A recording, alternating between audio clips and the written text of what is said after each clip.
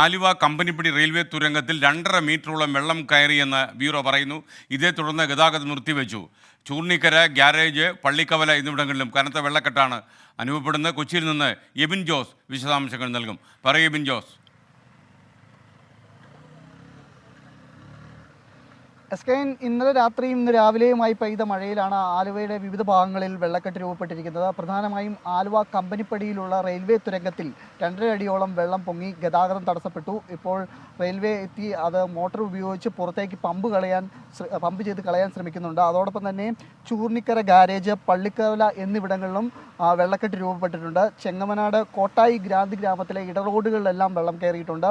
ഈ രീതിയിൽ ചൂർണിക്കര, ഉളിയന്നൂർ, തുരുത്ത് എന്നിവിടങ്ങളിലെ താഴ്ന്ന പ്രദേശങ്ങളിലും വെള്ളം കയറിയിട്ടുണ്ട്. ഈ ആലുവ ഭാഗത്ത് ഇന്ന് രാവിലെയൊക്കെ അതിശക്തമായ മഴയായിരുന്നു അനുഭവപ്പെട്ടിരുന്നത്.